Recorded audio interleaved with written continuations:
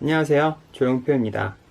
오늘은 공부법에서 빠지지 않고 언급되는 에빙하우스의 망각곡선에 대해 알아볼까 합니다. 이전 영상들에서 빠짐없이 말씀드렸던 것이 바로 반복의 중요성에 대한 이야기였는데요. 공부에서 반복이 왜 중요한지 궁금하시다면 이 영상을 꼭 시청하시기 바라겠습니다. 물론 워낙 유명한 이론이기 때문에 많은 분들께서 이미 알고 계실 텐데요. 이번 기회에 다시 한번 정확히 알아보셨으면 좋겠습니다.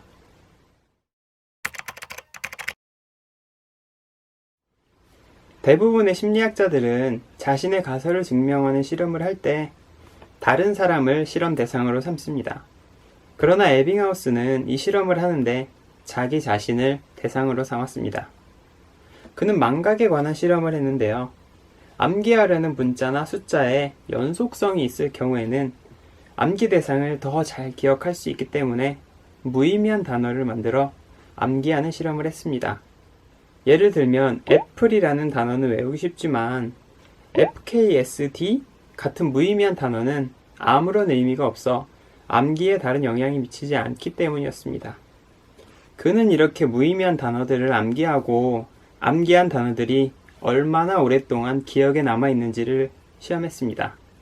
무의미한 단어들을 외우고 30분, 하루, 일주일, 한 달을 쉬었다가 다시 그 단어들을 기억해 보았다고 합니다. 암기한 단어들을 떠올릴 때 기억이 나지 않는 단어는 다시 암기를 했습니다.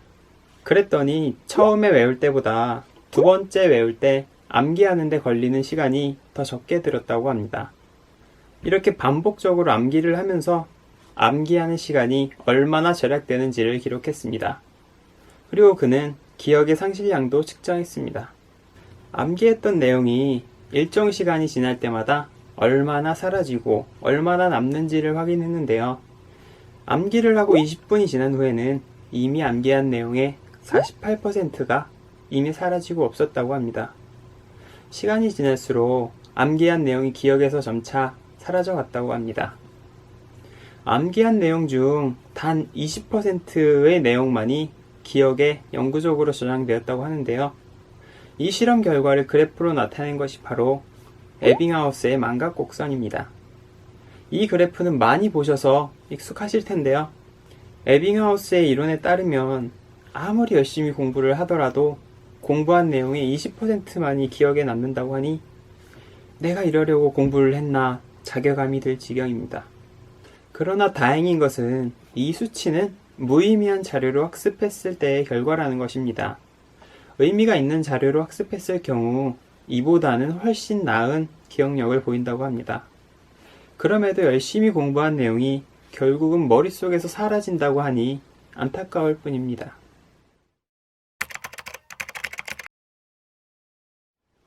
그렇다면 에빙하우스의 망각곡선은 왜 이렇게 많은 사람들의 입에 오르내리는 걸까요?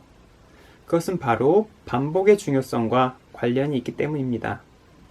에빙하우스의 이론에 따르면 100개의 단어를 공부하면 20개만 영구적으로 기억에 남는다고 할 수 있습니다.